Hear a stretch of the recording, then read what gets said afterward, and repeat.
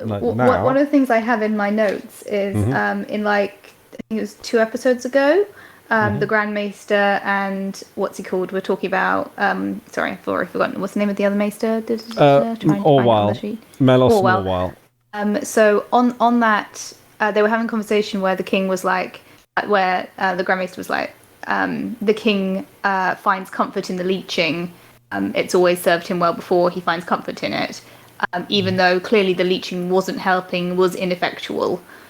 Mm. The king still found comfort with it.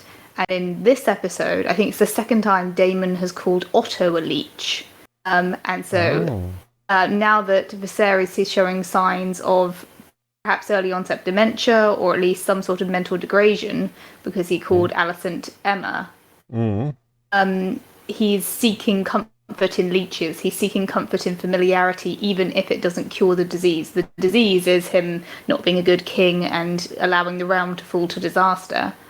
And Otto isn't helping with that disease. He is not curing the disease. He is a leech, but it brings Viserys comfort Mm. and comfort in that familiarity.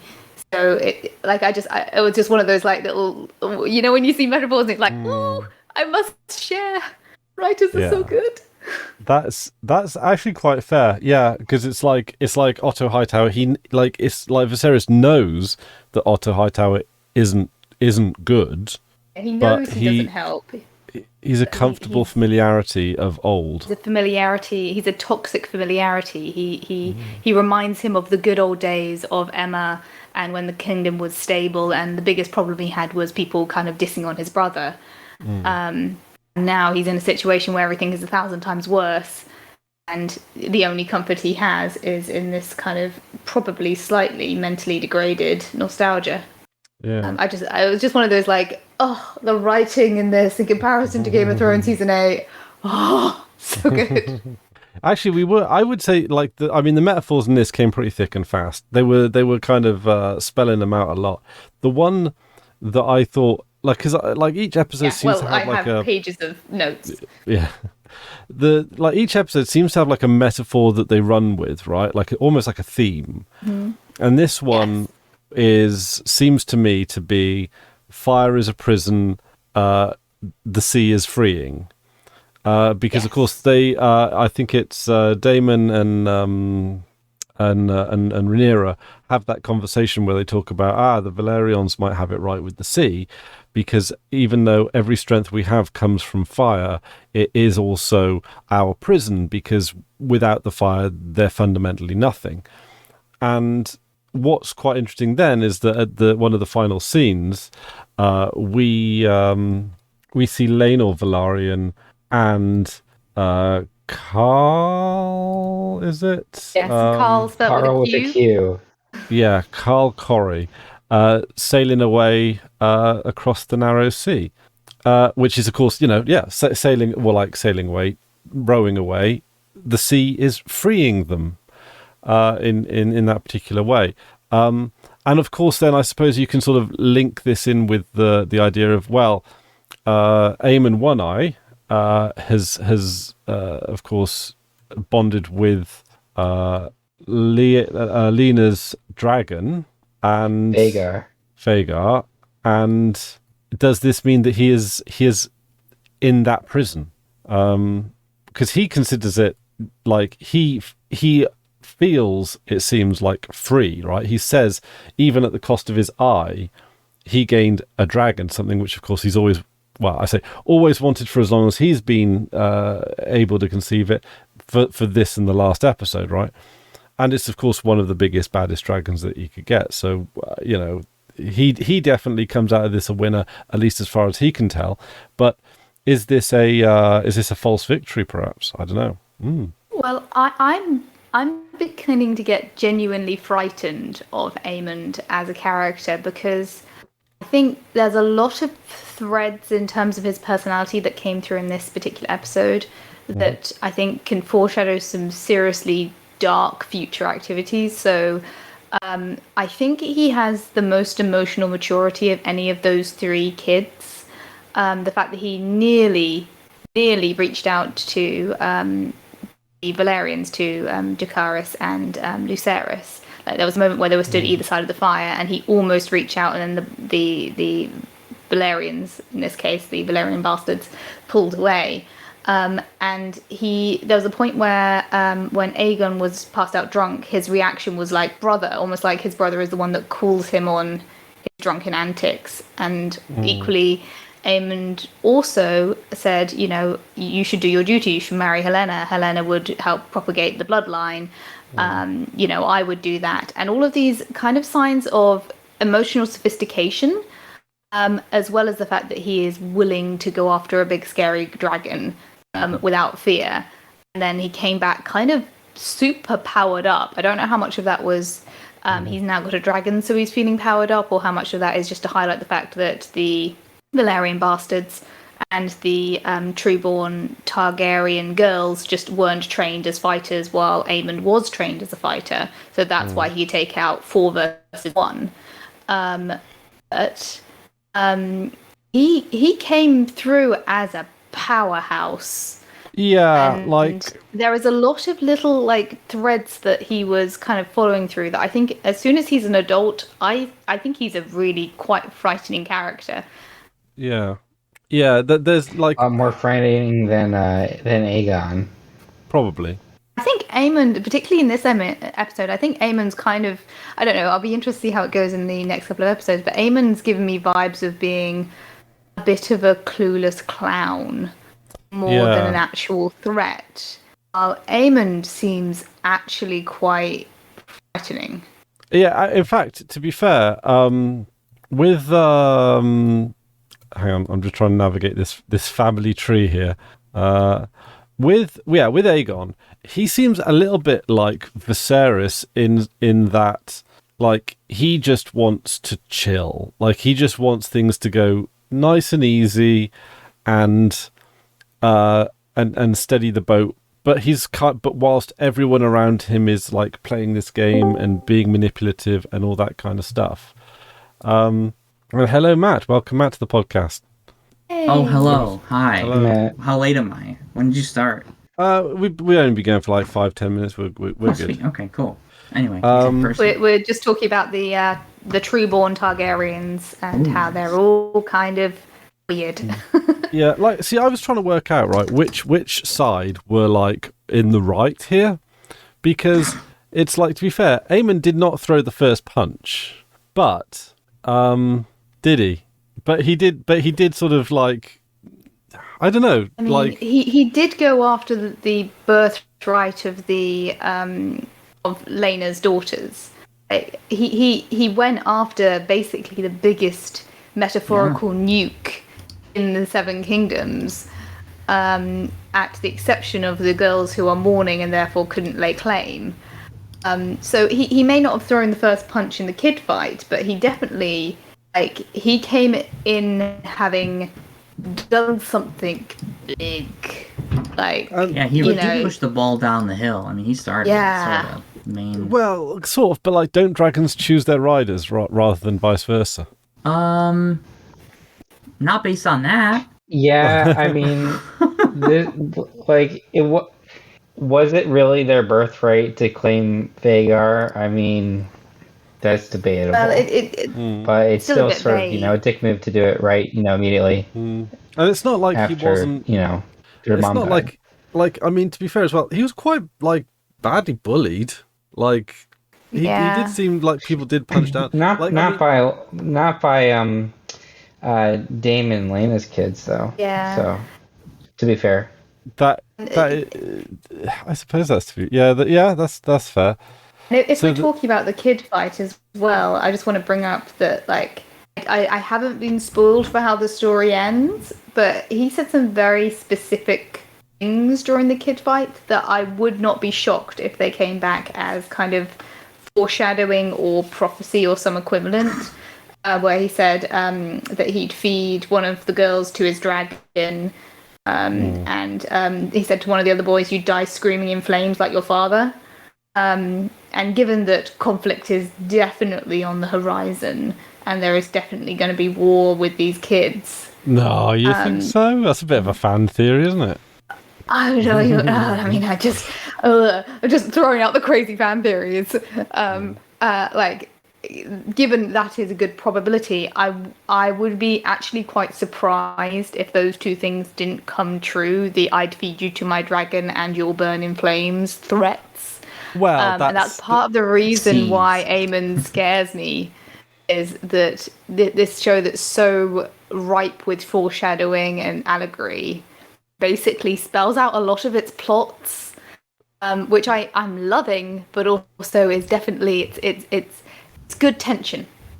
I think that's almost certainly true, but also, like, if we're talking about a dragon war, someone's going to get burnt alive by a dragon, and someone's almost certainly going to get eaten by one. So it's not So I would say it's a probability more than anything else, right? Nice little thing as well is there was, going back to the training session with the kids from the previous episode. There was a point where oh my gosh, what's his name? The Kingsguard, Kristen Cole, said, use your legs to Aegon when he was instructing him how to fight, particularly when he was on the back. And Aemond used his legs when it seemingly he was being taken out by all four other kids. He used his legs and he kicked out. That's right. It was one of those little things. I was like, oh.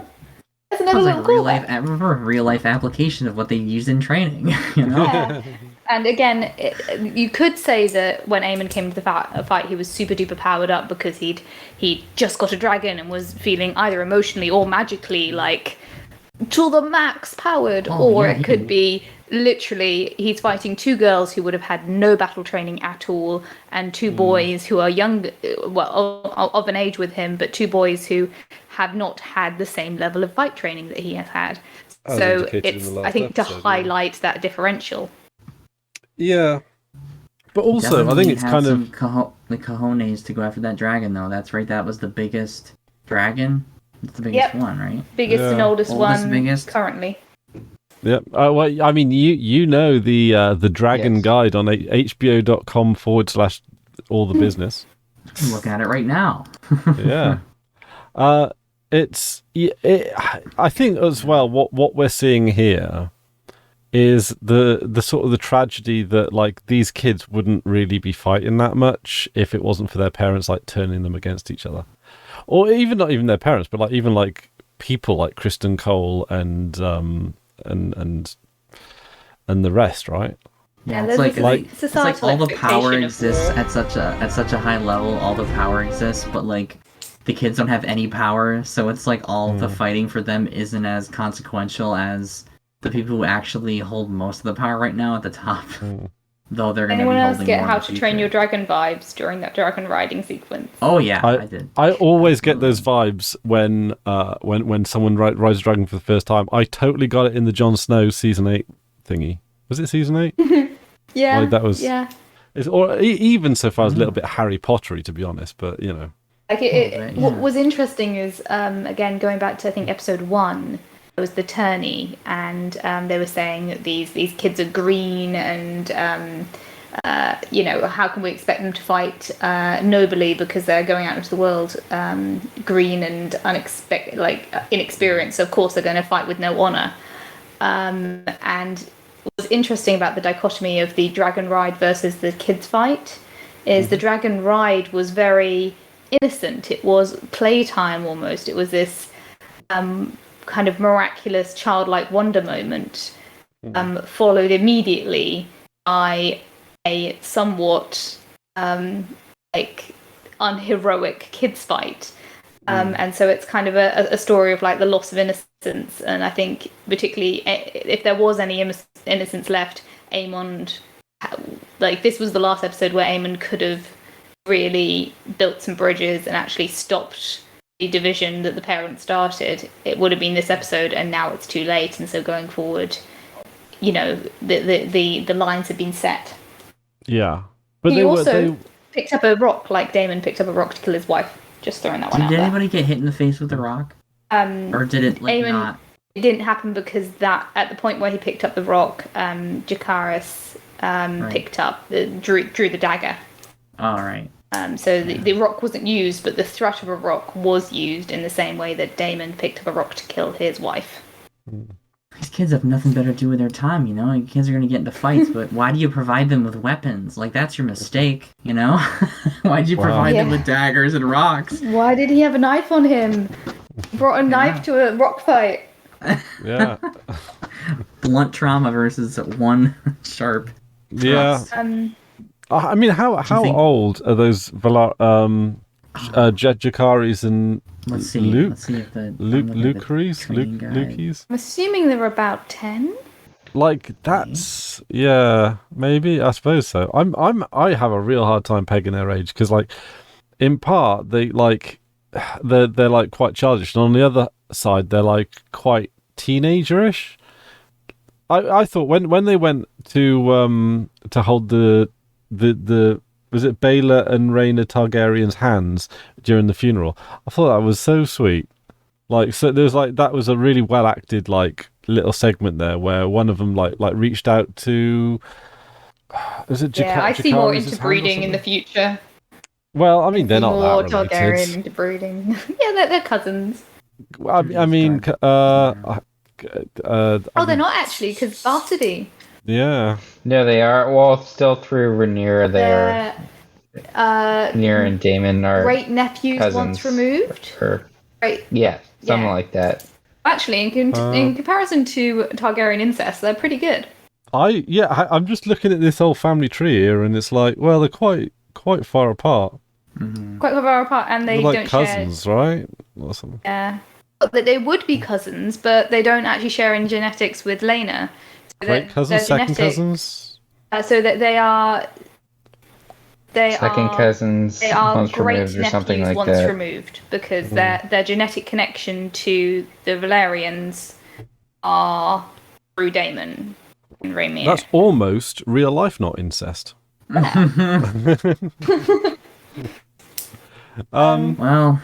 my last note on that section was did you guys get in the last episode, Helena said something like, Aemond will get his dragon, but he'll need to close an eye to get it.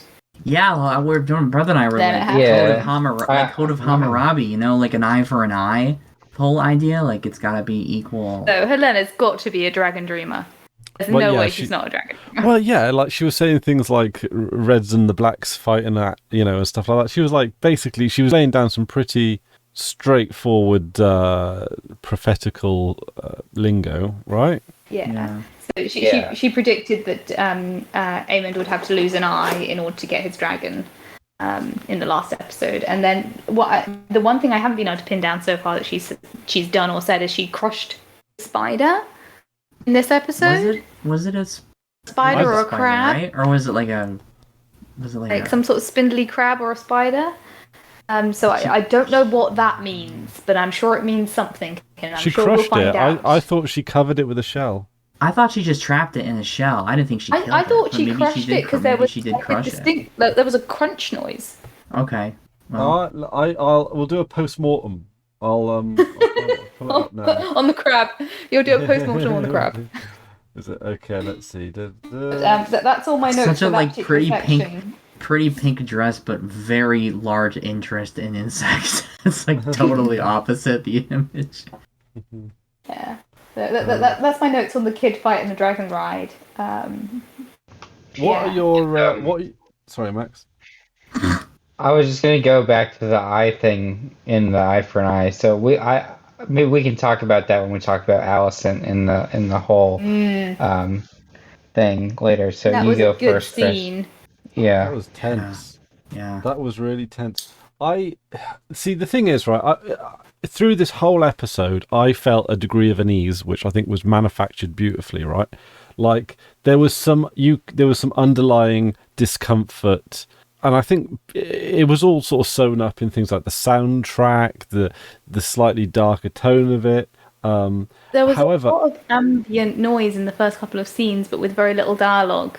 Yeah, there was a lot of just reactions, and that kind of buzzing unease was fantastic. Yeah. However, I feel that this would have packed a little bit more of a punch if in previous episodes they had like a little bit more comic relief, or a little bit of comic relief at all, right? Like like a Tyrion moment, or a Bronn moment, or just some bit of levity to break it all up. Like the one thing about this show, I think it is a little bit dour and serious. And I think I think that like moments like this, these moments would, I think, hit like a little bit harder if you had a little bit of light to contrast the day, as light to contrast the night, for example. Yeah, I think the only character who's having fun in the whole thing is Damon. Yeah. He has the potential to be a little bit of comic relief. It's not like they couldn't sew in some characters there. But I see what you mean. Now you pointed it out. Yeah, I'm not like the first person to notice it. I suspect that in season 2 we might start seeing some of that, because it's I think one of the more like widespread, I like the show but type of criticisms, right? Like it's just, it's very, very good. Like, and I think in many ways it does improve on a lot of the errors that the original Game of Thrones made, even in its earlier series. In earlier series, there was like a lot of like gratuitous sexual violence that I felt kind of like don't think helped it, to be honest. And I think all the violence in it and all the sex in it is like has a place, like there's a reason for it, and it makes it feel like it's a. I will say for this one as well is like they are really pushing for the informed consent in this series versus Game of Thrones. I think they've taken that criticism on board, that even though George R.R.'s Game of Thrones had a lot of questionable age gaps and questionable ages of consent when it came to sexual relationships, almost like most of the sexual scenes, particularly like a few key ones like Daenerys' wedding, if you take out the age issue, which again, you're living in a medieval world where the age of consent is variable and different to our modern standing, the sex scenes in the books were consensual. Like there was a level of consent to those relationships, and there's a scene like again with Cersei and Jaime where that sexual scene was also consensual, and then in the adaptation they took out the consent. So in this one, even though there is sex scenes, so far, again, I'm not going to push it forever, but so far all of the sexual scenes have been consensual. And they have done informed consent. They actually had Rhaenyra today being like, I want you, like really pushing that relationship with Daemon.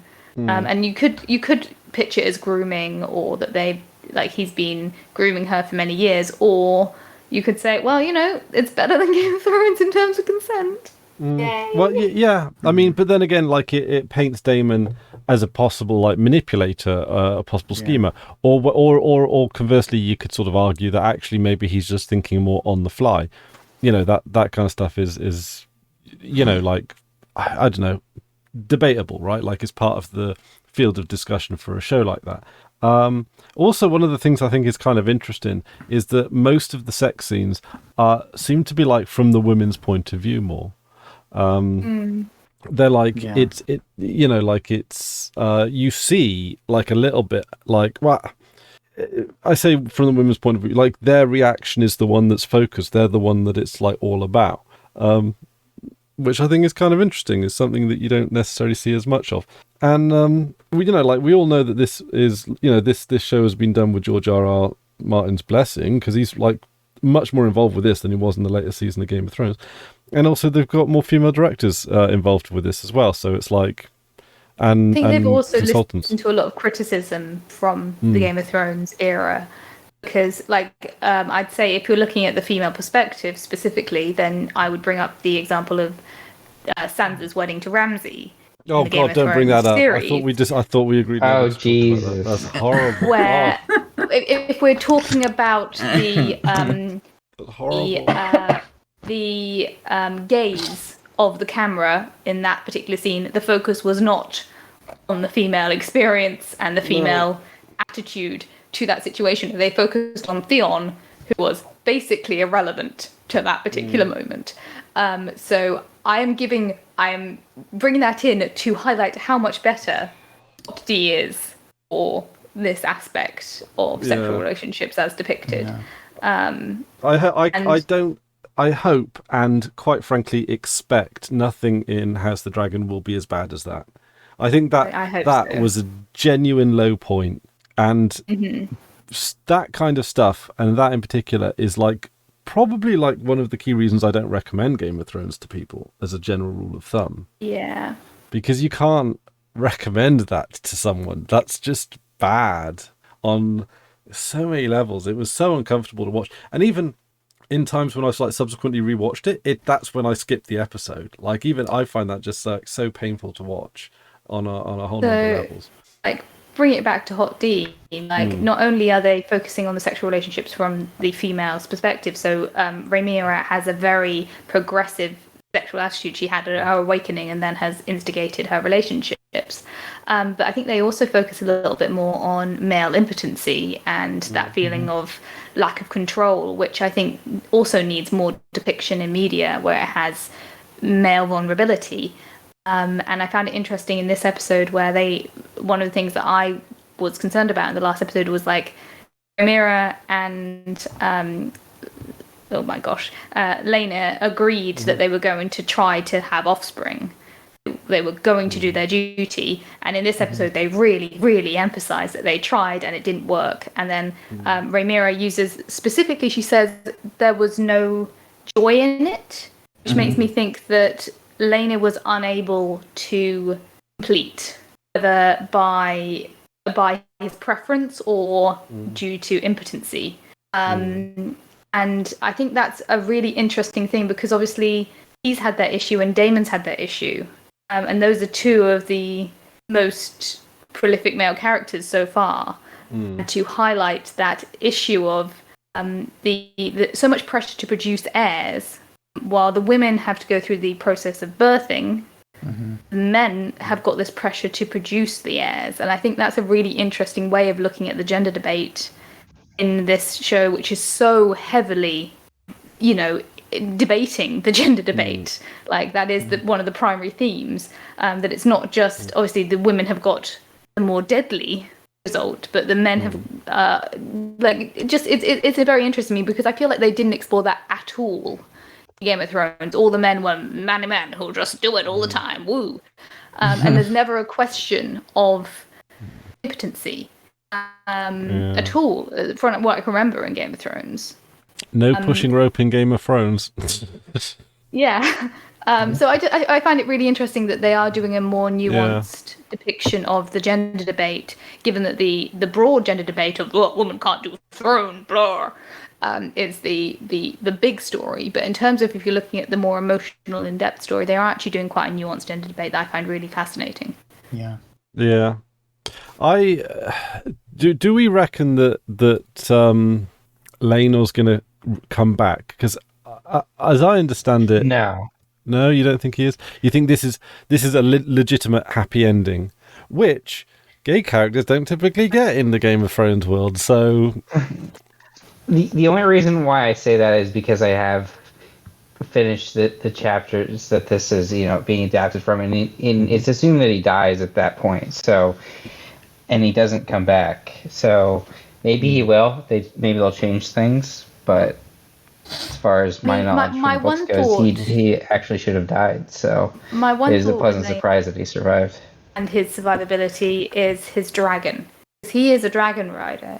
So if it's the dragon has got to know their rider is dead to choose a new rider, and it's literally the thinking that their rider is dead is enough for them to choose a new rider, then that's fine. Potentially, I think it's Sea Smoke is his dragon. Yeah, Sea Smoke does get another rider eventually, so they're going to have to deal with that. Either it's a non-psychic connection, the dragon just is like, my rider abandoned me, I can choose someone else to be my rider, or Damon's going to die off on the coast with his boyfriend having a miraculous time, and then someone else can become his rider and the psychic connection is then broken. And that'll be interesting dragon lore to discover what the actual line in the sand is, whether or not it is a psychic connection between the dragon and the rider, or whether or not the dragon can choose a new rider if their rider has abandoned them. Because as far as I know, no dragon rider has ever abandoned their dragon before without dying. So it might be a very interesting thing for Rhaenyra to experience in the future, where Sea Smoke has refused a rider for potentially one or two many years, and then suddenly Sea Smoke chooses a new rider, and Rhaenyra will know at that point that Laena, despite her effort to save him, has died. And that could be That'd a be really really interesting moment for them. Yeah, I really hope. I like that idea. I hope they put that in the show and they focus on that. Yeah. I mean, it could be the case that the dragon thinks they died because everyone else thinks they died. Like they seem to be aware of like things around them. They are animals. They definitely are magical too. So how far does that go? Is a question. Yeah. Yeah. Well, could be quite interesting. But yeah, it's although I say this, we talk about like it's a possible happy ending.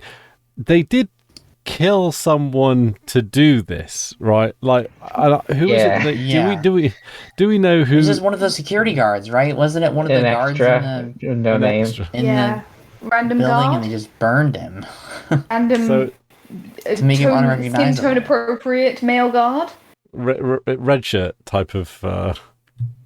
Yeah. Is he Type of listed thing, in the like- other characters? Because NPC. I will be interested in the future as well if Rhaenyra needs to call Rhaenys as an ally, and Rhaenys thinks that Rhaenyra is responsible for Laena's death, whether or not she maybe got Laena to write a note or something saying, "Don't worry, Mum, I'm running away with my boyfriend. All's good. You can trust Rhaenyra. She got me out of it. Ha ha ha ha ha. Not actually dead." Because otherwise, Rhaenys and Corlys are never going to help Rhaenyra, because there is a reasonable assumption that if Rhaenyra is immediately jumping into bed with Daemon, that she and Daemon were responsible, which they kind of are. I know that they accepted that as part of their conversation, like they will blame us, and can you imagine what they think we would do if we'd be willing to do this? Well, It's yes. burning a bridge with a potential ally. I'm hoping that she got some insurance in the form of a letter or a note or something sealed from Laena saying, "Don't worry, Mum, I'm all good. You don't need to worry about me." I like that is actually really bad, because like I can't imagine them doing that. I don't think they have, and I think it's interesting that they're both Rhaenyra and Daemon are buying into the fire and blood, we're badass Targaryens, we can do what we want, and fear is power.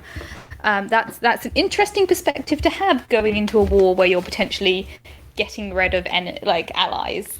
Like it's a bit bridge burny. A little bit, but at the same time, Rhaenyra and Daemon are still the grandparent or the parents of their only grandchildren, the Valerians, and we saw how a little bit stubborn Corlys could be when he was having that conversation with Rhaenyra in the episode, or with Rhaenys rather, in the episode about how history remembers names, and he's just sort of stubbornly loyal to the idea of that's why he brought it up with Viserys, and it was 2 episodes ago about the surname of his grandkids. So he cares about his legacy, and if he thinks he can get legacy out of helping Rhaenyra, I think he's going to do that. That was a very Tywin conversation, talking about the power of legacy. Yeah. And I found it, the irony of that scene where he is saying Rhaenys deserved to be queen because even though she's a woman, she was the next in line. Mm-hmm. And yet denying family heritage to Baela and Rhaena, and choosing the bastards over the true-born daughters. The irony of that whole scene, and the fact that Rhaenys at the end of it was just like, "What the fuck, husband? Really? Do you understand what you literally just said? What you just said is you should have been queen because you were the true-born heir, but my true-born daughters, like granddaughters, shouldn't get the inheritance because it should be a man because legacy matters. And Like names are more the important than blood, Well, basically. yeah. irony just got me so bad for that scene. It was just wonderful, like just absolute irony. Wonderful. Loved it. Well, if Rhaenyra's kids and Daemon's kids end up getting linked up together, then maybe that's going to solve some of these problems with Rhaenys and Corlys. So was Lena? How do you pronounce Damon's wife? Lena? Lena? Lena, I think. Lena and Laenor. Oh god, that is just Yeah, that's so close, right? It's like Yeah. And So- they have that's why I'm Baelor looking and at this Rhaena. hierarchy when you guys are talking, so I know what you're yeah. talking No, about. I've got it up now. And I apologize to the folks at home for my messing up of this because I've probably made countless mistakes. But Lena, is she older than Laenor? Yes. Yes. So she was the Okay, firstborn yeah. daughter. By how much? But yeah, I think so. Yeah, it indicates here on the thing. So yeah, well, I think to be fair, that sort of like that just goes in with Corlys's like philosophy. Names are more important than blood, right?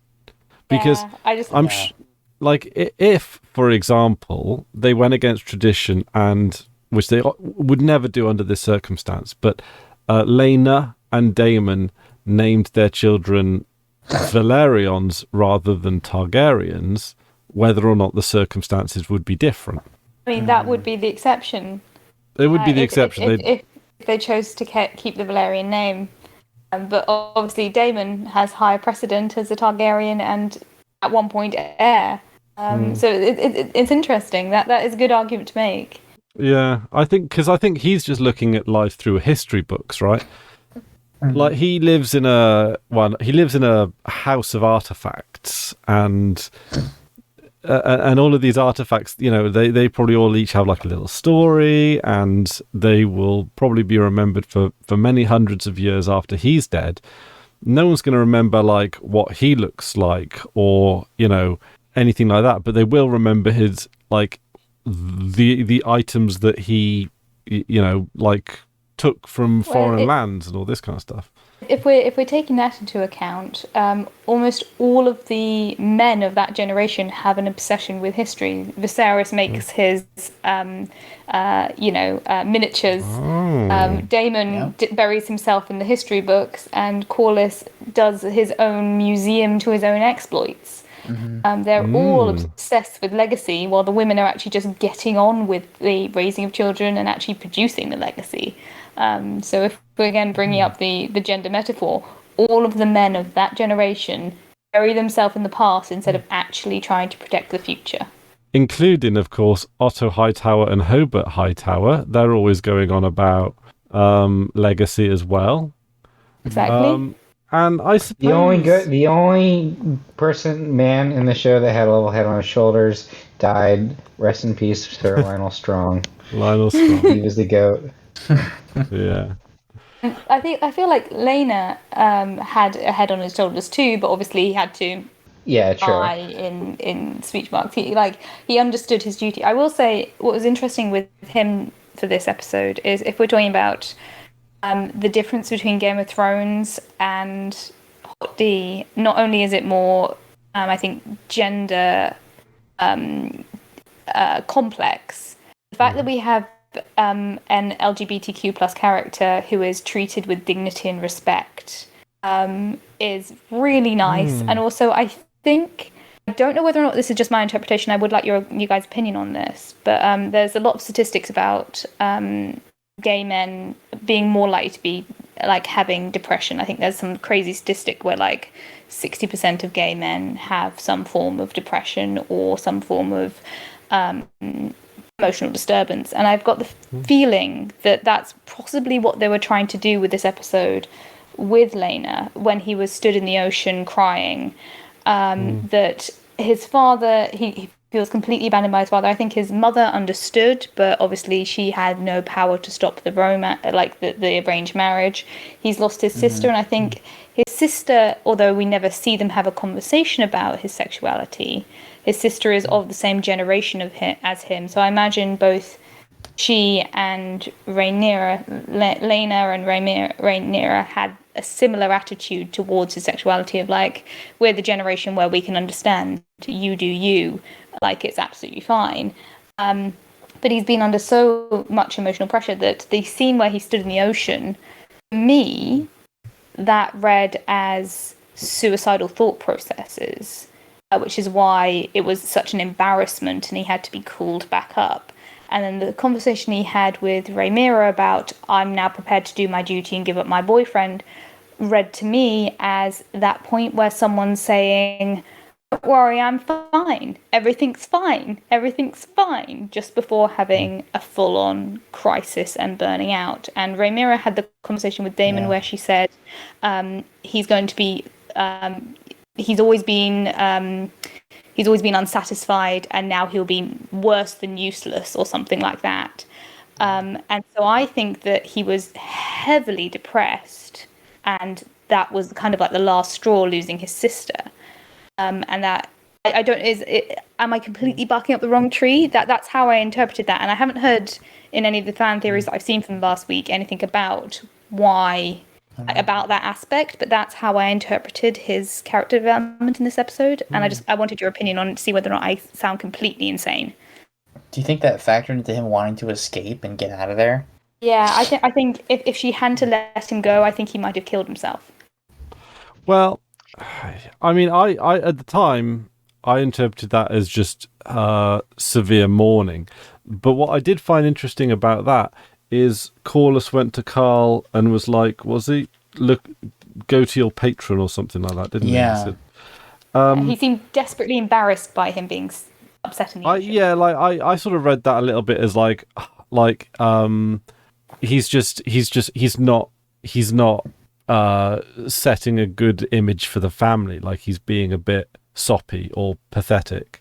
And I think he felt Corlys, like being a pirate of the however many seas they have in Westeros, or Essos or whatever, like, he's like, Corlys is a very, like, he's a macho guy, right? And he probably was quite embarrassed that his son was grief stricken, to be honest, I mean, but he didn't he didn't care about like Carl outside of like he seemed more like, I suppose, irritated about the infidelity than about the homosexuality, right? Is that?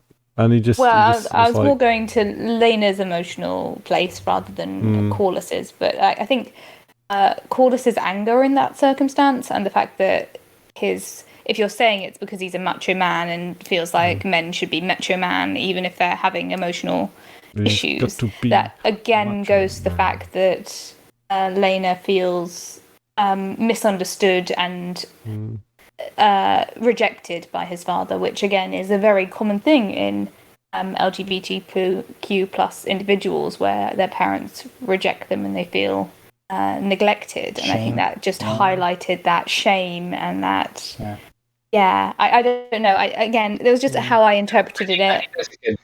I agree with your interpretation, Jenny, and I think that it's good. And I think that this show has it's treated their representation of characters that like that better than Game of Thrones, like with Renly, for example. Like the amount of diversity, the female perspective, and particularly this respect of an LGBTQ plus individual and not killing the gay yet, is a huge step forward in comparison to Game of Thrones. Yeah, it's good. Yeah, but although to be like, it's kind of interesting as well, like in that obviously him being gay is a subsequently important plot point.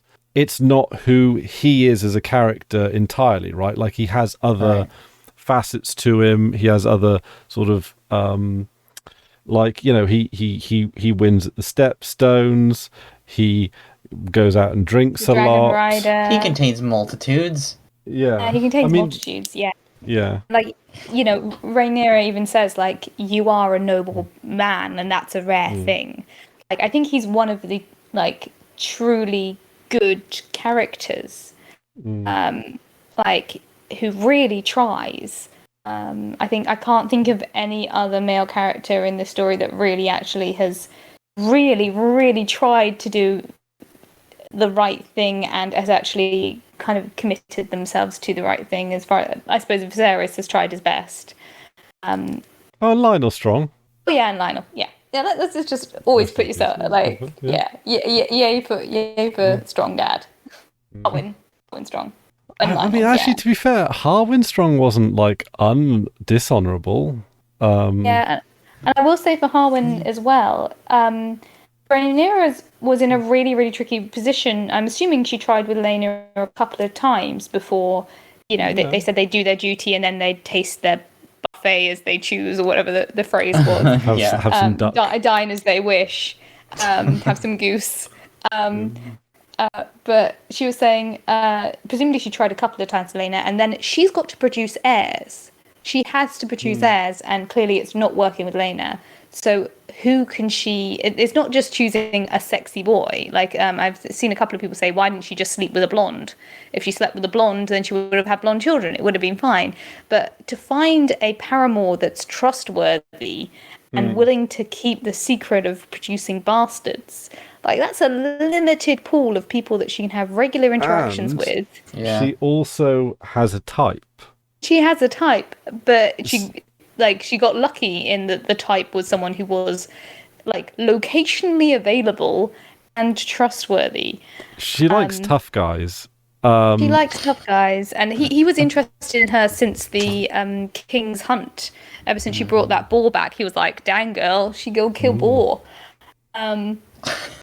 But I've seen a lot of people say, why didn't she just sleep with a blonde? It would have been fine. But like, her choices were limited, and it's lucky that she found a man that she happened to like.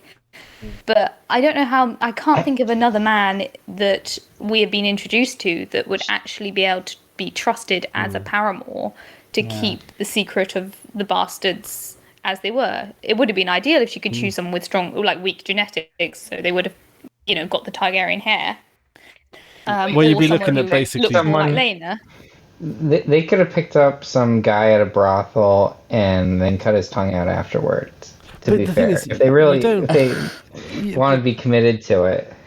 Yeah, but that's not her type. That's she's got a even when she was doing this, there was the Suitor episode. Was that like episode 3 or something, where you had the Blackwoods and the she was more into the bad boys. Yeah, so she ended it early. She ended the whole tour early, right? Because she was just sick of it. Yeah, but she was more into the bully than into the good and noble. I'd say she has the type, but also she has a type, and she had very limited access and very limited people she could trust. And blonde hair is not common. Like in reality, like you generally see that kind of hair on highborn people, right? Like when they do the people in the the commoners in the streets type of shots, you don't see that many glaring like blondes, right? It's I think it traded the Valyrians or the Lannisters are blonde too, so. And I will say she, you could say she goes to a brothel, bangs a guy, and then has his tongue cut out or murders him. But how, she's watched 24/7. How it would have been quite a challenge to sneak a male courtesan into her quarters, or for her to sneak out. And then, from what we've seen so far in the series, ironically, she's not that Targaryen aggressive. She killed a boar in defense, and she didn't kill the heart, and she has spared Laena, which I suppose is also a silver-haired kingly being that she spared. She could have killed, but she spared. Oh, she spared. So when we're talking about her as a character, she talks a good game in terms of fire and blood, and I'm sure she will defend her house and her family until the last second. But she is our protagonist. She was the first character we saw on screen at the beginning of Hot D main timeline.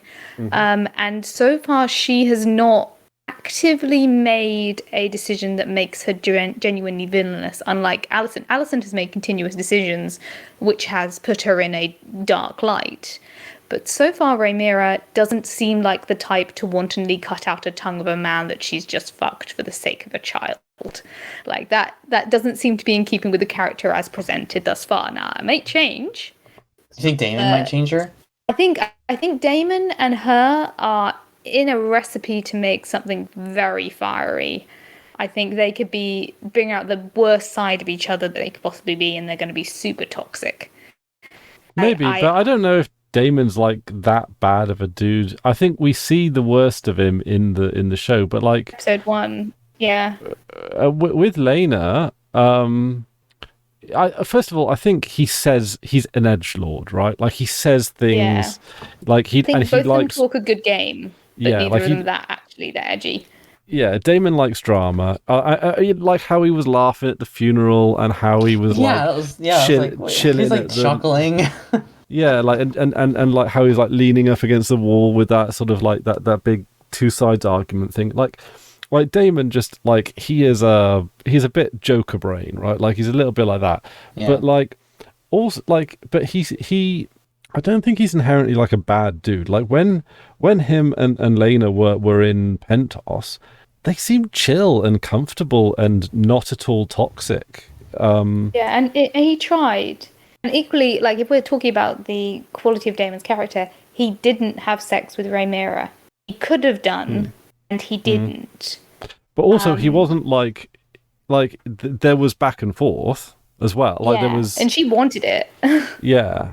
So I mean I think he flirts with the line of morality, but I don't like I don't think his intention have we seen a point, like I think the worst thing he's done is probably like kill that guy for Laenor.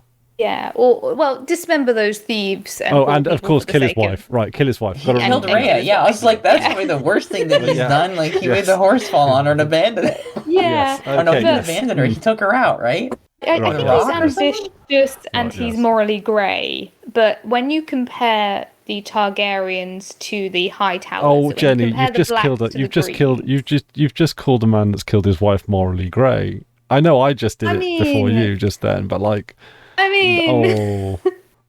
That's bad. I mean, in the realm of the show, he's morally grey in comparison to some other characters. Where Alicent was like, "Bring me the eye of that child." This episode, she's the one that drew the dagger too on Rhaenyra, and actually sliced her. Right? Like, wow, that scene was awesome. Yeah, right. She said what did she say to Rhaenyra? Like. She said that she was making it all about her still, or something.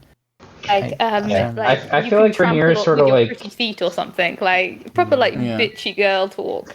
What, Max? Rhaenyra sort of like goaded her into it, like she could have probably stopped her from stabbing her, but she let her do it to make everyone see that she was mad or think that she was mad. Yeah, I think that was smart. Like obviously she didn't want to incite Alicent to drawing a dagger, but letting her actually get the violence was smart to give her the setup for the Mad Queen, very kind of setting her up to look like a Cersei Lannister type. And Alicent's also going to keep Larys around too. Actually, it's funny you should say that, because I was thinking this on the rewatch, that I'm getting substantial Cersei Lannister vibes from Alicent, even to the point where like Alicent's the way she is because other people pushed her into being the way she is, right? She was like groomed for being a Cersei, but also I'm also getting Qyburn vibes from Larys now at this point. So we got this Cersei Qyburn dynamic going on that I kind of feel, which is interesting. I like that, you know. Is that me? Yeah, well, if you push, like, if you were to set up Alicent and Cersei next to each other, fathers who are handed the king, fathers who are obsessed with legacy, getting pushed into the bed of a king who was in love with another woman previously who died, like the standing, like all of those things, match up perfectly. And there was even some echoes, and like there being the whole like succession in bastard paternity and the whole all scene that. reminds me of what Parallels. was the episode in season 1 of Game of Thrones. There was the episode on the King's Road, with the kids fighting and the Arya versus Joffrey sequence and all of that jazz, which was just this episode was a perfect echo of that, where the Queen was pleading to the King to do justice against kids, and the kids were fighting. It was like if there was so many parallels, it's not even worth tallying up. It was just a poetry in terms of the echo. Yeah, it's like all that angst and tension gets like channeled into the kids. yeah, exactly, and it releases through the monsters out of kids. them, yeah, and so many characters. It makes me see in that comparison, Jenny, that how bad of a King Viserys is. He's still better than Robert was in that episode. I mean, at the point where he's at, in terms of, he was saying, your king commands it. That was also an echo of Robert, where I feel like they both handled the situation very badly, and both had the kids shouting over them and not being able to do anything, and the wives going away unsatisfied, and the kids going away hurt. And it's going to pull into more conflict in the long run. It was brilliant. Yeah. Now, because up until now, we've been talking about Laris as if he was Littlefinger. But I am definitely thinking of him more as a Qyburn, where like even though he's like technically Lord of Harrenhal now, he has like no like children and seeming no plans for children. He is anti-legacy in that way, in a similar way to which Qyburn kind of was. Like, he wasn't necessarily anti-legacy. He didn't even. His goal is to mess with others' legacies. Yeah, basically. I will say though, with Laris, I don't know whether or not I was the only one who, again, I don't know whether or not I'm just nuts in my reading of some of these sequences, but the way that he was kind of obsessing over Alicent gave me Littlefinger and Catelyn vibes. So I don't know whether or not he is planning on making a legacy somehow with or through Alicent, not necessarily sexually, but using her, like the constant like, you will reward me type mentality, and the fact that he was staring at her through the funeral enough that Kristen was like, he's staring at you, why is he staring at you? And she said, your interest has been noted or something on the boat at the end. I don't know whether or not, like, that gave me Peter Baelish perving on Catelyn and Sansa vibes, which makes me feel more kind of Baelish Littlefinger vibes. So maybe a little bit of Qyburn in there, but I'm like, there's been if you combine Varys and Littlefinger, you get Laris. Yeah. Yeah, but like, Varys was good. Varys is more like Lionel Strong, isn't he? We hope. I mean, he's a complex character, and died before we got to really know him. Ironically. To be honest, I think the situation is Lionel Strong just was not that interesting. I think he just genuinely he was a job's worth in a good way. He just did his job and things were like all right, and then he died. Not much to say really. Like, probably the best hand of the kings are probably the most unremarkable, right? I was wondering what you think of Otto's influence still on Alicent, because there was that one conversation that he had, and he's still speaking as if she's on the same team as him. Because I know that he talked about like they just got the dragon on their side, but I'm wondering if he's still manipulating Alicent a lot, because it seems like. I'll be interested to see whether or not Alicent finally realizes how much he's manipulating her. Yeah. I've got the feeling, in terms of Alicent's character progression towards a more devious, murderous side of her, I think at some point she's going to realize what Otto has pushed her towards this whole time, and she might use Laris to do some violence to Otto potentially. Well, she potentially is going to use him to do violence against Rhaenyra, but I think there is going to be a point where she matures enough to realize that Otto isn't good for her and hasn't been good for her and has been selfish this whole time. And I don't know whether or not she might use Laris to do that. Wow, Maybe. interesting. Maybe. Because he's got nothing else nothing else is really going on for him. He's sort of just available. Well, I suspect that that Alicent will not clock into this, and I think she'll become her father. I found, again, in terms of parallels forward and backwards through the story, I found it interesting that Rhaenyra said she didn't believe that Alicent was capable of cold-blooded murder. And then clearly in the end of this episode, it's quite clear that Alicent is capable of cold-blooded murder. Yes, she didn't actually commit the murder at Harrenhal and kill the Strongs. She was connected to it, but didn't do the deed. But at this point in the story, she is perfectly capable. In exactly the same parallel to Rhaenyra not having sex with Daemon, and Alicent standing up for her and saying, I don't believe she had sex with Daemon, but at the same time, Rhaenyra actually being guilty and capable of having sex with Daemon. And I think if we're talking about series-long allegories, not just the allegory of the episode, I think there's a really good contender for the morality of violence versus the morality of sex. The morality of sex is constantly put down as an amoral, terrible thing, while violence is always put on a pedestal as a necessary evil. Yeah. And I think that theme is one of the ones that's come through the most, where Rhaenyra is absolutely run through the mill for the concept of a lack of chastity, while the aspect of absolute violence and, murder, asking for a child's eye, that is not considered nearly as bad as a sin as having sex. And I found those two, the parallels of that episode, where at the beginning of the episode, one of the girls is saying, I don't believe the other one is capable of it, but the other one has already committed the crime as such. But in a not quite the direct version of the rumour. Yeah. And then at the end of the episode, it's proven that they are perfectly capable of following that thread. Yeah. Yeah, it's the misjudgment for sure, yeah. Sorry, that was a very long-winded metaphor. I'm going to stop talking. Tell me to shut up. No, it's to be fair, you've got a lot of you've got catching up to do. Although to be fair, is it? Have we? I feel like we've covered almost every ounce of this episode now. Well, you say that. I've still got pages.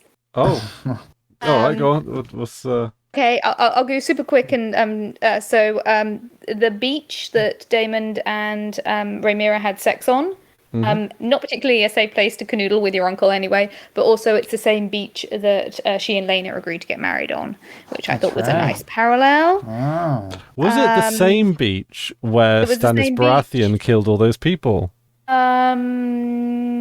Would, no, it was would Driftmark. that have been that would have been at Storm's End, not at Driftmark?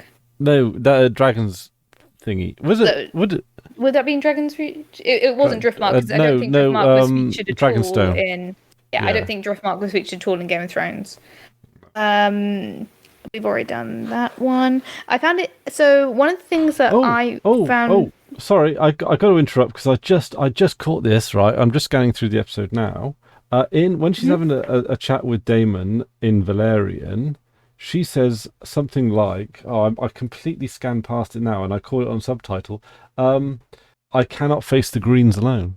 So it's like they like, this is the first time that I've seen, correct me if I'm wrong, where they're given a name, where that side, with that group of people. We've seen it alluded to when in the last episode where the kids were wearing their particular colours when they were training in the courtyard and all that kind of stuff. But and we only hear it in Valerian. We don't hear it in English or whatever they're speaking when they're speaking in English. But it's right at the end of the episode, after I believe the marriage. After the marriage and before the elaborate murder setup. They're talking about basically the war to come. Yeah. Yeah. Sorry, Jenny, I cut you off. No Harry's, like, honestly, cut me off more often because I feel like I've talked way too much because I'm excited. It's a good show. I found it interesting in the scene with the kids, the callback to the King's Road scene where the kids are fighting and trying to calm things down, and then we had the knife situation. So Alicent said, "Protect me." Alicent said, "You're my sworn. You're sworn to me." To Christian. Which Yeah. it's interesting that specifically Christian is sworn to Alicent because he should be the king's guard, which means that he's sworn to all of the kings. Which is making me think that in the episode where Rhaenyra got married and Christian went into the Kingswood, not the Kingswood, into the Godswood, and was thinking about committing suicide to save him from the shame of having sex with Rhaenyra, and then Alicent appeared in green in front of him and saved him from committing suicide. I think at that point he might have made some sort of pledge to her in order for her not to have him sent to the wall or killed or gelded. And so I think her calling out to him, "You are sworn to me, like you must take this child's eye right now." And his response was, "I'm sworn to protect you," because he's in public. I don't know whether or not there's an additional pledge that he's made to her. Yeah, there might be. Because she went specifically to him to do some dirty business for her, and he refused, which I think might be the reason why in the last scene he was like, "If I need some dirty business done, I can't rely on Kristen. I've got to rely on Laris." She's got multiple hands to do dirty business. Yeah. Lots of. Maybe Laris will be the under the cover dirty business, and Kristen will be like the image in public more. I did find it interesting that he did refuse to do her dirty business in this particular circumstance. Well, yeah, because you can't cut out a kid's eye in the middle of the court. Really, under any circumstances, especially if the king is telling you to not do it. But I found it interesting that he's the one that broke tried. up the whole. He broke up the whole fight too, right? He's the one that screamed at everybody. It doesn't really matter how pledged he is to Alicent. If the king says stop, pretty much got to stop, right? Go. Yeah. But I still find it interesting that Alicent tried. She tried. Did. She thought Brazen. that Christian would be loyal to her in that particular circumstance. And when he wasn't, she tried to do it. She tried to do it herself. Yeah. Which makes me think that she thinks she has more power over him than she does. I don't know whether or not that means something extra. Could be. It could be. But also, she kind of lost her temper. Like she wasn't thinking things through. Yes, and So talking I of which, the fact that she wasn't thinking things through, her father's like, "Go to the king and like plead that you were distressed over the loss of your son's eye." So he was telling her to plead in a womanly way, basically, for forgiveness, because what can the king do? While she was vulnerable, he was telling her what to do. Yeah. Well, it was also like the fact that Otto fully understands that Viserys has no power anymore. The fact that Alicent can go to him and be like, "Sorry, I asked for your grandson to have his eye cut out. I was just really emotional." And us women with our emotions. Yeah, us women with our hormones. Vulnerability is weakness. Yeah. So I think that was just like a bit of masks slipping, where she was like, Kristen, you're my guy, but also when I think it was like episode 1 or 2 or something. Yeah, it's like, you owe me. When Rhaenyra was choosing Kristen out of the lineup of potential Kingsguard recruits, he was like, Rhaenyra was making the decision because that was going to be the Kingsguard that protects Rhaenyra. So when Alicent came across Kristen in the Godswood, I think she was like, she had a strategy hat on, and she was like, you know what? If I can like use my influence to restore Kristen's honor, then he'll be in my pocket. Like, he will be a completely loyal Kingsguard. Yeah. So he'll own me. Yeah, exactly. Yeah. And basically, that's where I think it happened, is that at the point where she saved him from shame, she basically thinks that she has absolute loyalty from him. But when his loyalty was tested in this episode, he did actually do the noble thing and not cut out the child's eye. I don't know. I just found it interesting. I feel like it would anyway. It was just one of those things that I noticed. Well, you say do the noble thing. Do the incredibly obvious and sensible and non-suicidal do the thing. There's the obedient thing, and then there's the compliant and obedient thing, and then there's the moral. Yeah, like because like what would the have kind happened if thing. yeah, like I think Kristen was just like, no, I'm not going to do that. That would just be stupid. Like, I don't want to be like one of these kids fighting each other. and also like that. I mean, I think he thinks about it. Oh like, he probably thinks about it, of course. It's like, oh yeah, nah. But he's like, I'm not gonna lower myself down to the level of these kids and their squabble.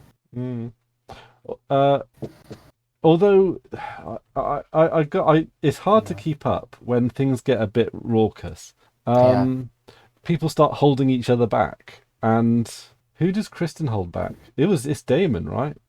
Damon holds Christian back, and Allison reaches for the dagger. So I don't know whether or not Christian was jumping to Allison's defense or jumping to Rhaenyra's defense. Oh, yeah. But it's interesting that at the point where violence occurs, Christian rushes in and Damon stops him.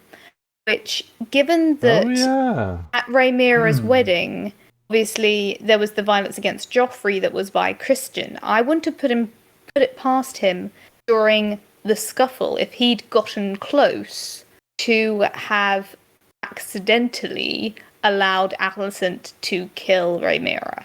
Like, I wouldn't have put him past him in that kerfuffle to have done that, and Damon stopped him.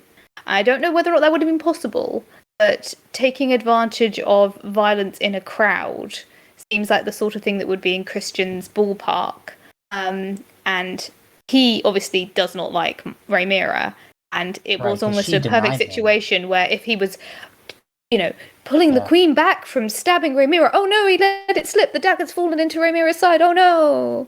But Damon held him back. And it's interesting that Damon went for Christian rather than, like, all the other Kingsguard rushed in and tried to stop the combat, but Damon stopped Christian from getting into that combat. Which, he could have turned that's the tide. interesting to me. So you think he would have defended Alicent? I think he would have defended Alicent, as he has that connection. Why doesn't he like Rhaenyra? He doesn't like Rhaenyra because he actually wanted to, like, run away. And she refused. And she refused him. Remember? And also, he had the whole thing where he felt like his honor would he have stopped both of them? And Rhaenyra seduced him and corrupted his white cloak and spoiled his virtue. Yeah. Or maybe and then he would have stopped him from fighting.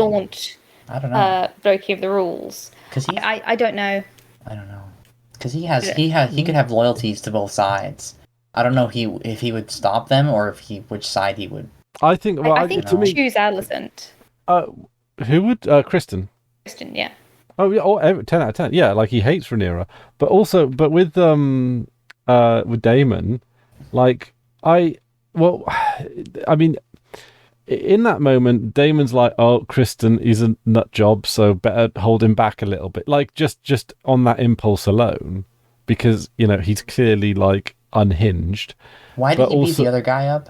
Like he Joffrey Lonmouth. He killed him. He beat up Joffrey because Joffrey was like, hey, I totally know you slept with the queen. Oh, right. Also, I know your secret. I'm totally sleeping with Laena. And I think part of, like, the majority of the reason why Christian killed Joffrey was because it sounded like a threat. It sounded like, I know you slept with the queen. I can totally use your secret against you. But I also wouldn't put it past him in the same way that Kristen and Alicent are both very into the lore of the Seven. That Joffrey saying, I know your secret, you totally destroyed your honor by sleeping with the princess as a member of the Kingsguard. Also, I'm openly gay and totally sleeping with her future husband. I wouldn't put it past it to be some of that violence, little bit of that violence to be, you are clearly against the law of the Seven and also an unvirtuous man.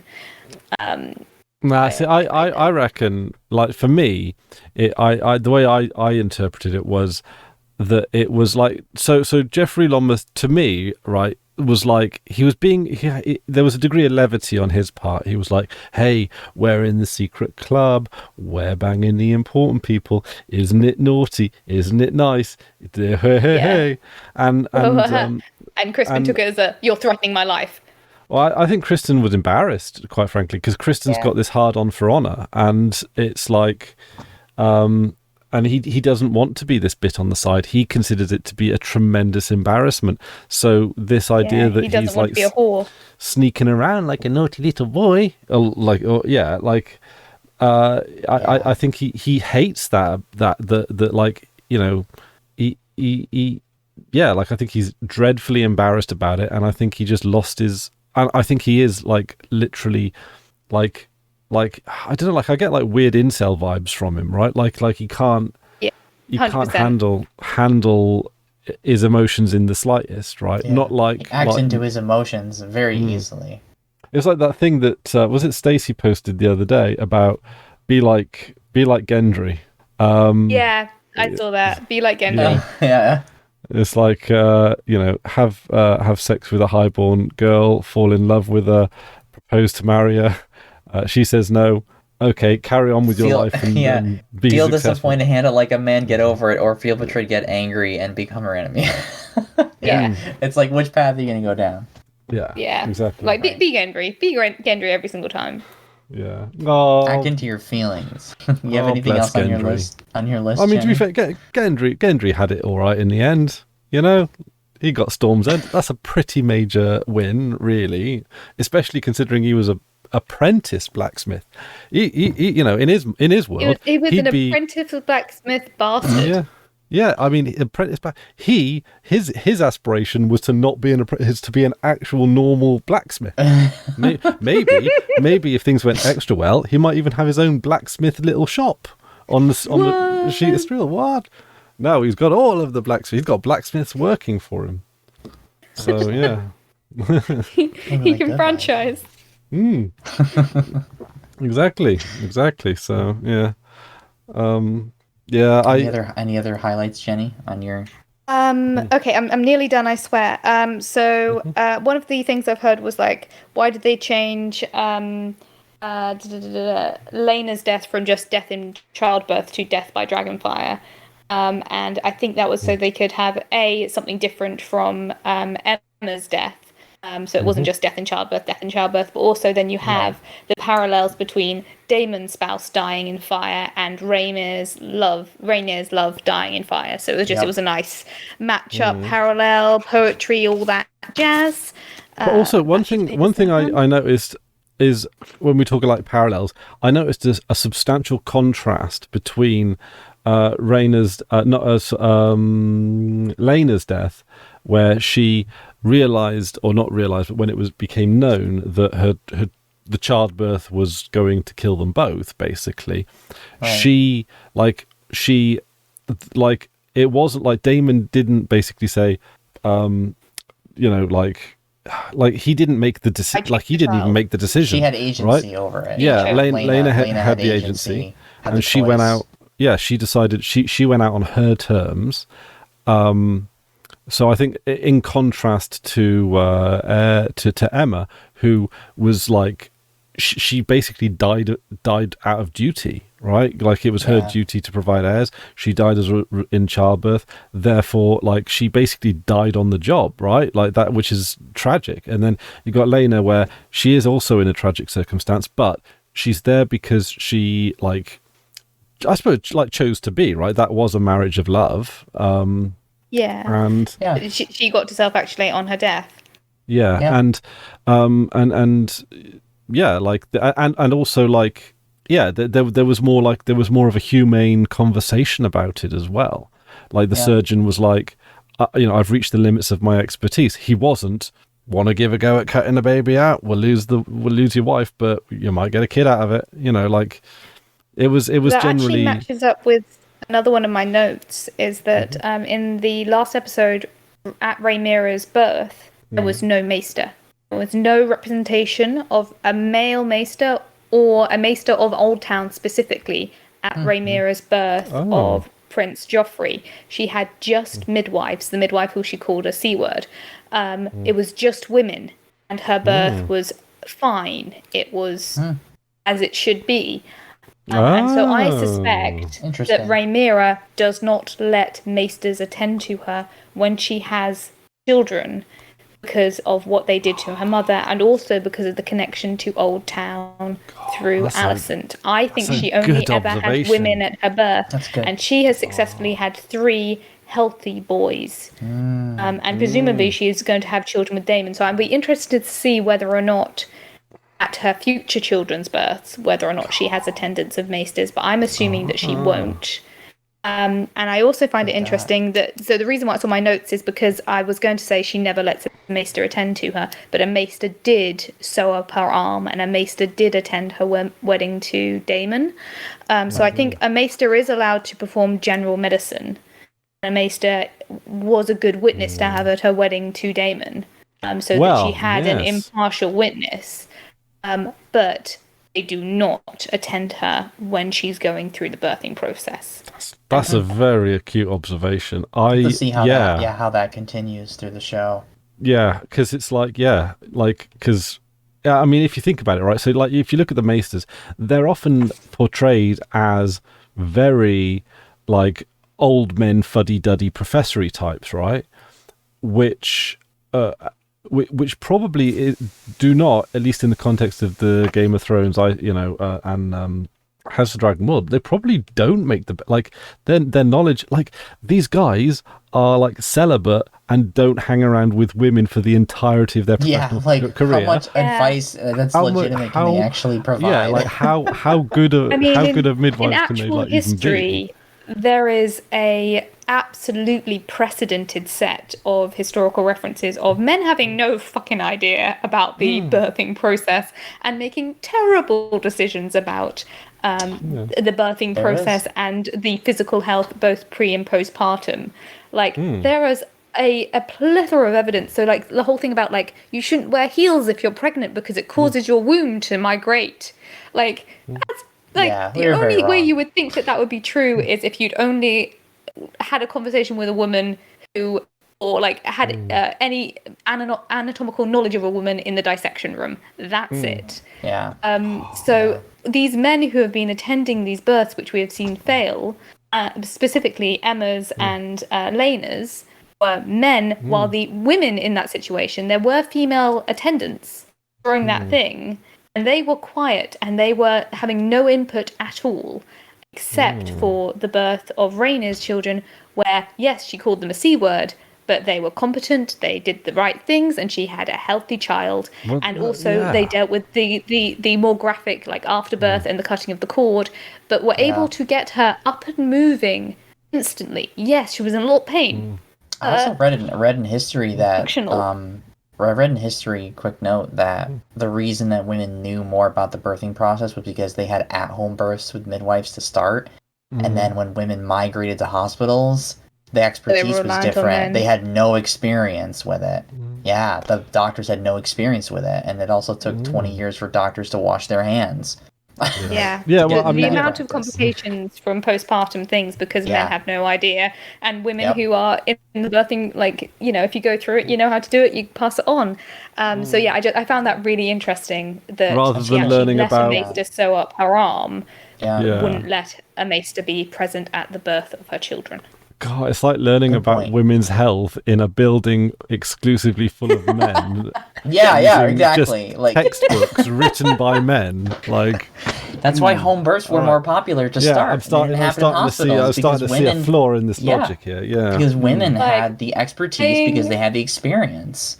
But also, what is quite interesting is that when Rhaenyra said, "I think I called the midwife a C-word," right? That in and of itself indicates that line is supposed to indicate she didn't say maester, she didn't call the maester or whatever, she called the midwife whatever, right?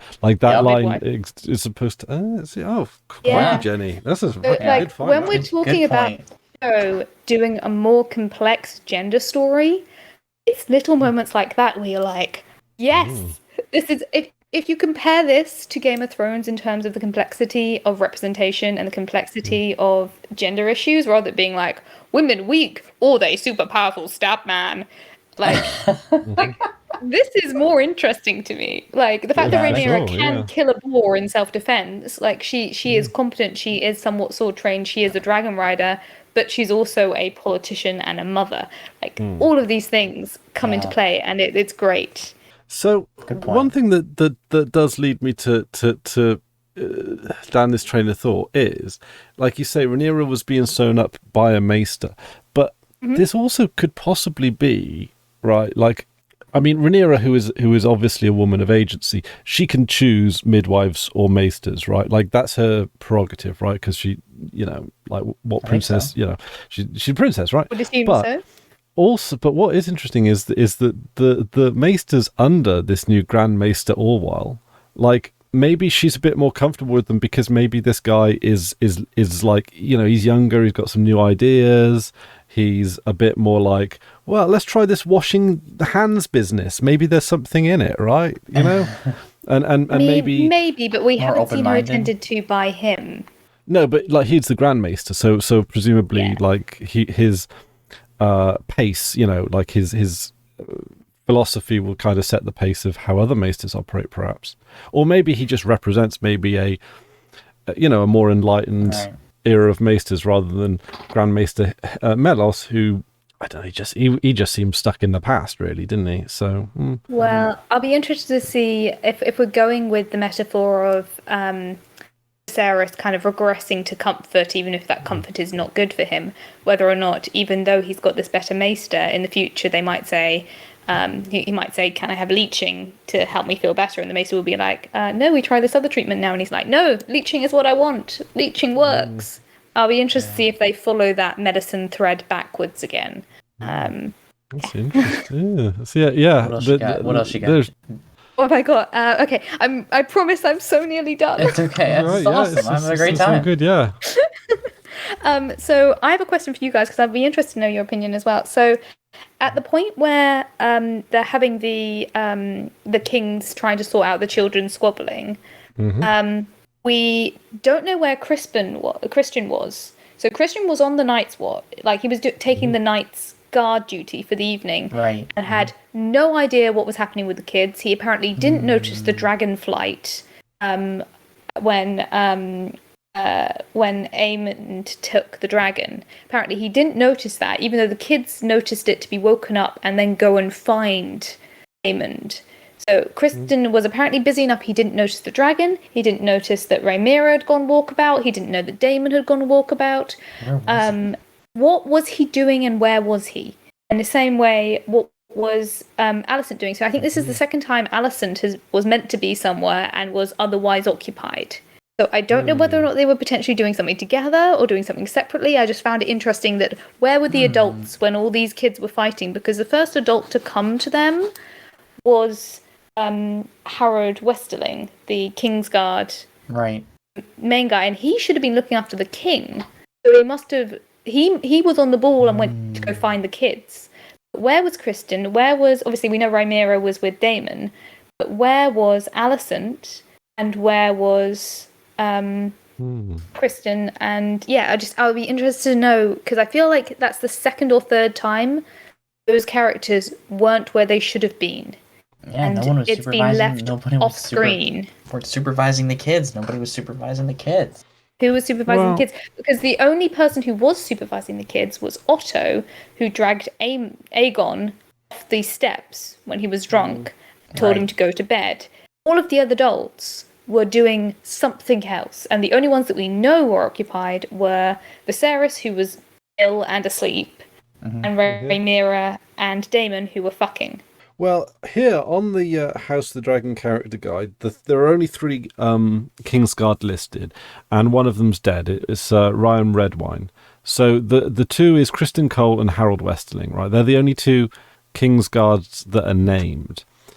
And I would imagine that Kristen Cole would be basically assigned to Alicent 24/7, right? Like he is. Alicent was like, "Where were you?" Oh, so maybe he wasn't with Alicent if she was asking, "Where were you?" Yeah. Anyway, so it was one of those things that I thought might be an interesting thread to follow up in future episodes. Yeah. If those characters disappear again, where are they? What were they doing?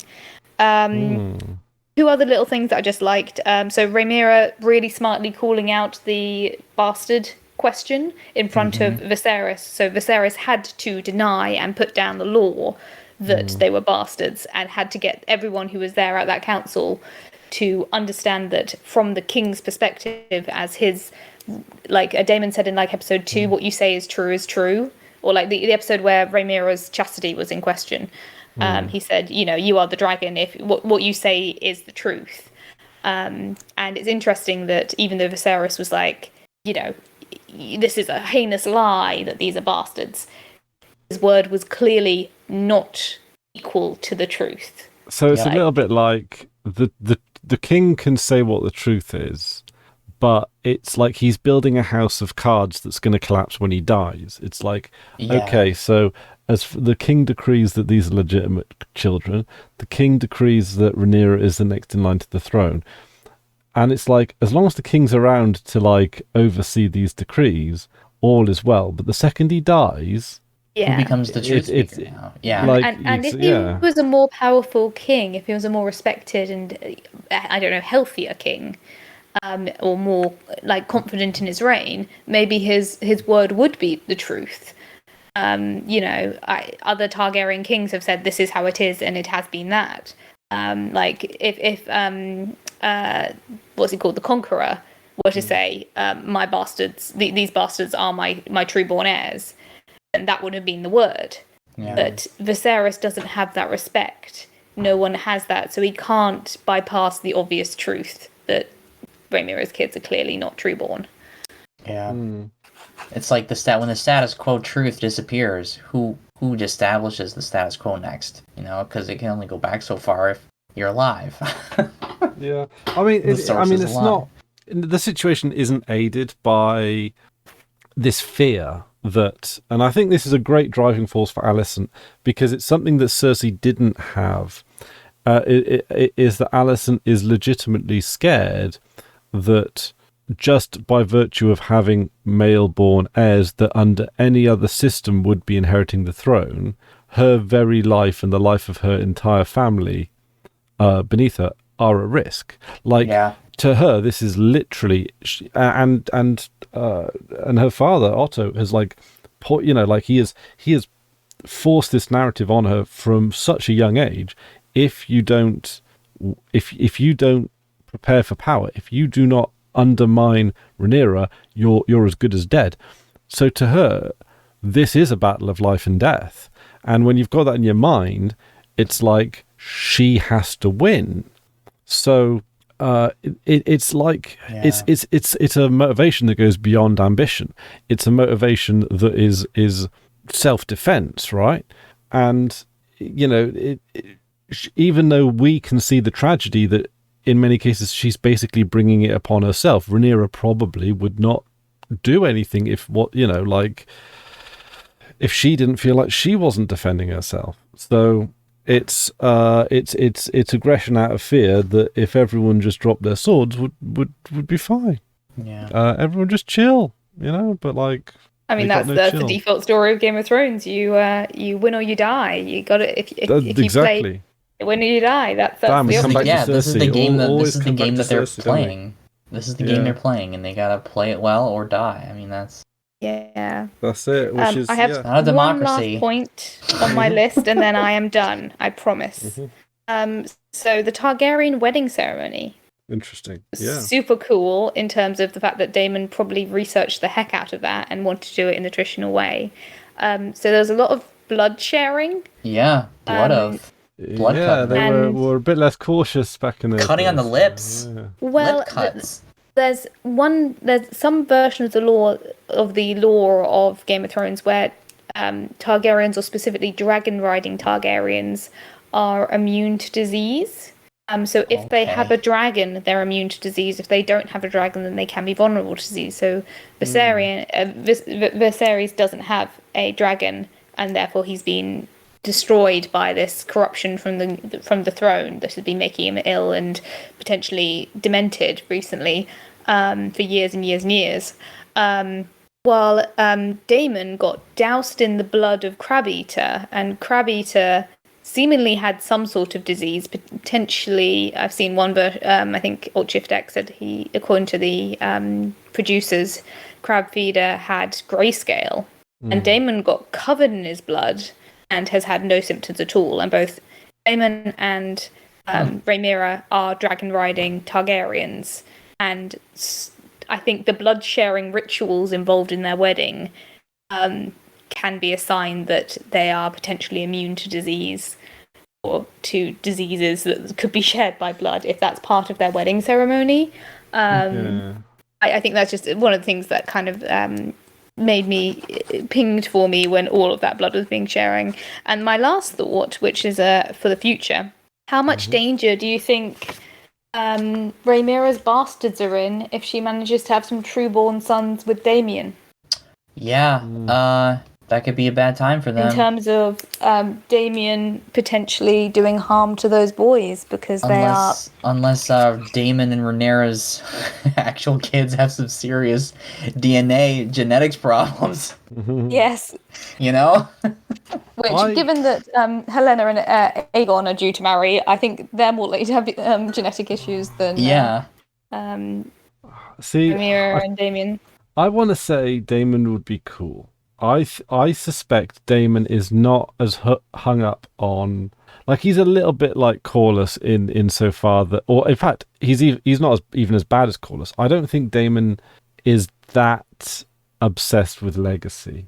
In fact, actually, to be fair, Daemon's motivations seem somewhat of a mystery. Like, he seems to be going after Rhaenyra for love.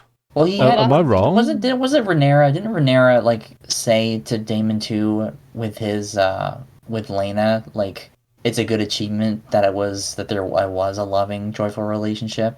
She did tell that to Daemon, right, Rhaenyra? Yeah, I think it's an achievement that you guys were happy. Yeah, exactly. Yeah. I think she and Laena were functional, but they weren't necessarily happy. I think at least Laena was deeply depressed.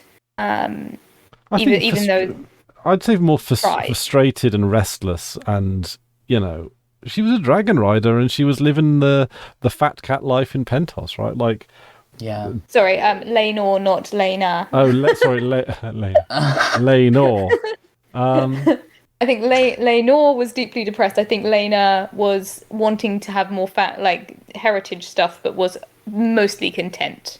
She was. But she thought Daemon would want more, but he was content at Pentos, right? He liked his artifacts and all the stuff he was doing. He didn't want to be... I don't know if he was content, because she said he didn't sleep and was obsessed with books and didn't go out into Pentos. I think he was trying to be content. Well, maybe this new Blood Oath Covenant is him getting back into the hierarchy again. Yeah. I think Rhaenyra and Daemon are going to be very interesting as a power couple. Unstoppable power couple. Unstoppable. It's gonna be really interesting seeing how they impact each other, both with his obsession with Targaryen history and her promise to her father to respect the prophecies, as well as all of the other conflict that's going on. I think their relationship's going to be really interesting to watch now that they're wedded and bedded. So do you think if Daemon's obsession isn't legacy, what is it? Is it just power? I mean, who knows? Well, at the beginning, he seems to indicate it. Like, he seems to indicate, yes, I'm going to be king, but but is that serious? Is that is that because he's going to marry Rhaenyra? Like, he always planned on marrying Rhaenyra, who would be queen? I don't know. Is he playing a long game? Was he always just fronting, or was he actually did he have a plan, or was he just wanting to watch the world burn? I don't know. No, does his slow ball game? Does his early episode bravado about sitting on the Iron Throne and all this talk about being king? Maybe it wasn't to do with him being the heir. Maybe it was more to do with him marrying Rhaenyra. Maybe he marrying his way in. Well, he was sitting on the throne when they were still expecting for there to be a Balon Targaryen. Mm. He was still fronting for the throne when he was expecting his father to have a legitimate male heir. So I don't know whether or not he always planned on marrying Rhaenyra as the heir, because he was still the heir at that point. He was still the default heir unless Balon happened. So I don't know whether or not there was fronting from the beginning. I genuinely don't know with Daemon whether or not it's been a ridiculously long game, in which case he's finally got what he wants, which is a genuine, legitimate claim to the throne. Yeah. He's probably just real patient. Or whether or not it was just chaos as a ladder. Yeah. It's very... you could almost say that the show almost incentivizes... opens up these false rabbit holes of things like that. But it strikes me that Daemon is not that much of a joined up thinker. Like Laris, quite possibly. Otto Hightower, almost certainly. But I think Daemon, in many cases, doesn't know what he wants. He strikes me as the kind of person that might lie to themselves about what they want. I think that he has a broad direction of what he wants. I think he wants satisfaction. And I don't think he quite realised what it is that satisfies him. Is he bored rich kid? Yeah, well, I think, if we're going with the fact that in episode 1 he wasn't able to have successful sex with, what she called his whore, and she suggested maybe you want to have sex with a blonde-haired maiden, a silver-haired maiden. Miseria. I think he's after the next fix. And even though, ironically, he said to Otto, the leech never stops feeding no matter how full, I don't think Damien is capable of being satisfied. I think he's always after the next thing.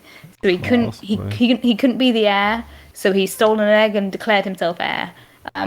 He couldn't be Rhaenyra's paragon, so he then ran off with Laena. Laena couldn't give him a male heir and died.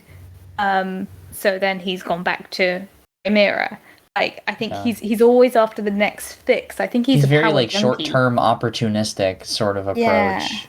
Yeah. He's figuring out as he goes, basically. Yeah, I think he plays very much chaotic. So I think, again, I'm so interested to see what happens with Rhaenyra and Daemon as a power couple, because she actually has got some long-term political insight and prophecy goals and that sort of thing. And I think he, as far as I can tell, unless we're mistranslating, is kind of an opportunist reactionary. I think she plans, he reacts. Yeah, so she could see the long-term and he could play the short-term game. And whether or not that's a good combo or an awful... We'll find out. We'll find out in next episode, when all the kids have become older and will kill each other, probably. We'll find out. Yeah. I mean, in terms of motivations, I think Laris is the one that I'm keeping my eye on. Oh, he's scary. He is scary. He is scary. Like, he could kill anyone. He's got no ties. So he's just this free person that's just out there that can totally cast the first stone. Because he's already done. Right? He's already done something, What does he want, right? Because he's like Lord of Harrenhal now. That's not is it? That's clearly not his end game. And it's like, he was doing fine already. Like, he was born into a decent household, but he doesn't seem to have this desire for family, or legacy, or any He's just a harbinger of chaos, basically. Well, is it? Yeah, but he doesn't. He's too calculating and methodical.